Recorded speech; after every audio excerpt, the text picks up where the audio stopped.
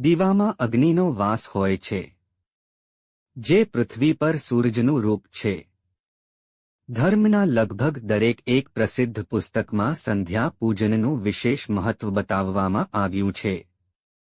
સાથે જ સંધ્યાના સમયે ઘરમાં દીવો કે પ્રકાશ કરવો પણ જરૂરી માનવામાં આવે છે. સંધ્યાનો શાબ્દિક અર્થ સંધિનો સમય છે, મતલબ જ્યાં દિવસનું સમાપન અને રાતની શરૂઆત થાય છે. જ્યોતિષ મુજબ દિવસને 3 ભાગમાં વહેંચવામાં આવે છે: પ્રાત કાળ, મધ્યાહન અને સંધ્યાકાળ.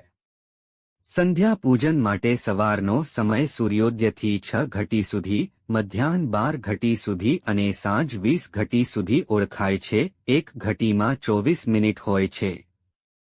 વહેલી સવારે તારો રહેતા, મધ્યાહનમાં જ્યારે સૂર્ય મધ્યમાં જ હોય અને સાંજે સૂર્યાસ્ત પહેલા સંધ્યા દીવાબત્તી કરવી જોઈએ. સાંજના સમયે તાત્પર્ય પૂજા કે ભગવાનને યાદ કરવાથી શાસ્ત્રોની માન્યતા છે કે નિયમપૂર્વક સંધ્યા કરવાથી પાપરહિત થઈને બ્રહ્મલોકની પ્રાપ્તિ થાય છે. રાત્રે કે દિવસે આપણાથી જાણતા અજાણતા ખરાબ કામ થઈ જાય છે, એ ત્રિકાળ સંધ્યાથી નષ્ટ થઈ જાય છે. ઘરમાં સાંજનો દીવો પ્રગટાવવો કે પ્રકાશ રાખવો જરૂરી માનવામાં આવે છે, કારણ કે ઘરમાં સાંજના સમયે અંધારું રાખવાથી ઘરમાં નકારાત્મક ઉર્જાનો વાસ રહે છે, ઘરમાં બરકત રહેતી નથી અને ઘરમાં દરિદ્રતાનો વાસ રહે છે. તેથી સાંજે ઘરમાં અંધારું ન રાખવું જોઈએ.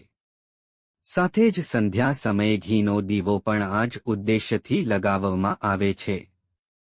કહેવાય છે કે આ સમયે ઘરમાં ઘીનો દીવો લગાવવાથી ઘરમાં રહેતી નકારાત્મક ઉર્જા દૂર થવા ઉપરાંત ઘરમાં સુખ સમૃદ્ધિ વધે છે અને ઘરમાં લક્ષ્મીનો સ્થાયી નિવાસ થાય છે. હિન્દુ ધર્મ મુજબ પૂજામાં દીવાનું ઘણું મહત્વ છે, કારણ કે દીવો જ્ઞાન અને પ્રકાશનું પ્રતીક છે. સામાન્ય રીતે પૂજામાં વિષમ સંખ્યામાં દીવા પ્રગટાવવાની પરંપરા છે.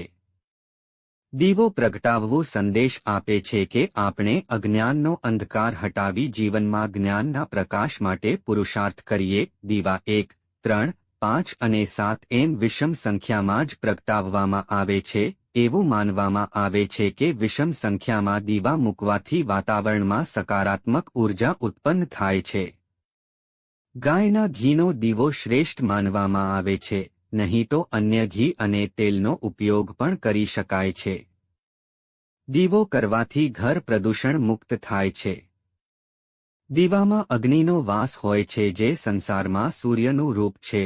એ વાત હંમેશા યાદ રાખો કે ક્યારેય દીવાથી દીવો ન પ્રગટાવવો જોઈએ. જે દીવાથી દીવો પ્રગટાવે છે તે વ્યક્તિ રોગી હોય છે. પીવાના પાણીમાં પિતૃનો વાસ હોય છે અને પીવાના પાણીના સ્થાને જો તેમના નામનો દીવો કરવામાં આવે તો પિતૃદોષની શાંતિ થાય છે એવી માન્યતા છે.